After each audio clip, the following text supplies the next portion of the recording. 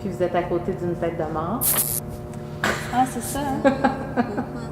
Une tête de mort de plume, par contre, ça adoucit l'affaire. Mais c'est un martyr. Oui. Il est croche, hein?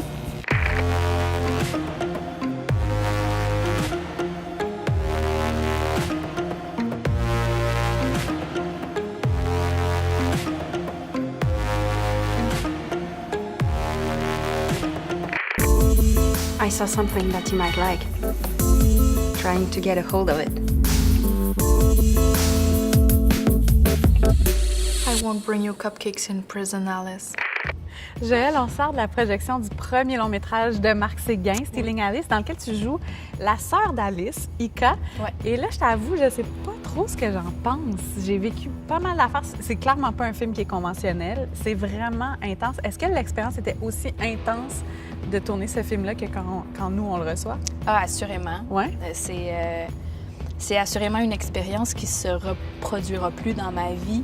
Quand j'ai décroché le rôle, moi, je devais juste tourner 2 jours. Puis finalement, j'ai tourné une vingtaine de jours certains. Mais comment ça a changé ça en cours de route?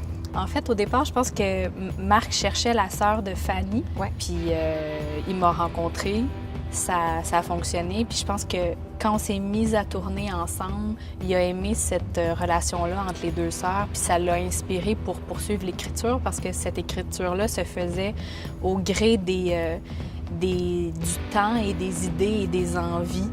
Au début du film, il y a la fameuse scène où Alice, Fanny, qui est jouée par Fanny Mallette, s'écrit sur la jambe Ouais. Well-behaved women never make history, qui est basé sur un titre de livre, mais dans le titre original, ça dit seldom, donc rarement font l'histoire. Donc les femmes sages rarement font l'histoire. Elles, c'est vraiment ne font jamais l'histoire. Est-ce que la rage ou la violence est nécessaire au changement dans une société ou ça, au contraire, ça peut passer par la douceur? Bien, je suis persuadée que ça peut passer par la douceur, mais je pense qu'il fut un temps où, pour que la femme ait une valeur, il fallait que ça passe par des sentiments moins tempérés.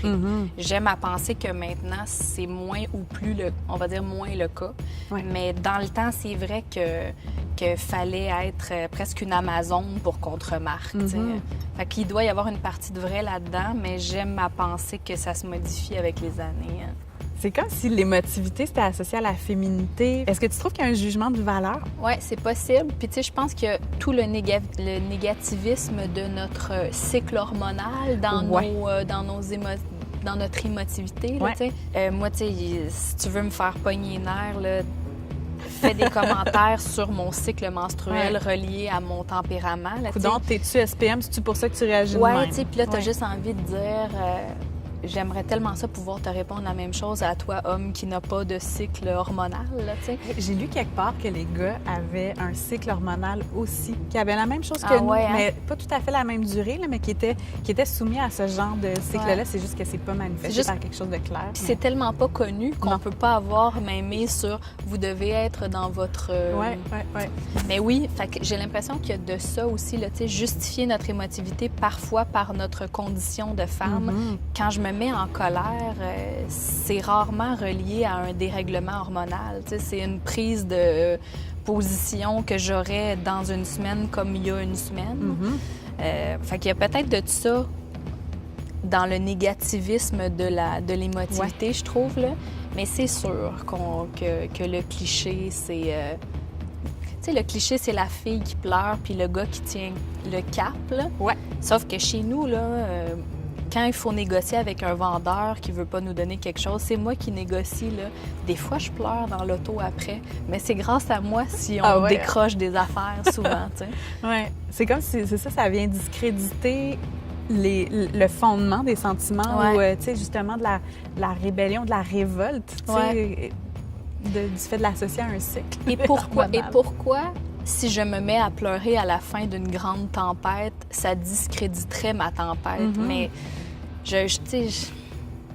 moi-même, là, si je me mets à pleurer après une grande envolée, je me dis, maudit, j'ai tout gâché. Ouais. Mais, comme c'est ça, si ça venait un peu tout défaire ce qu'on avait exprimé avant. En même temps, ça a sa beauté aussi, là, tu sais. Merci, Joël. J'ai l'impression d'avoir digéré le film avec toi.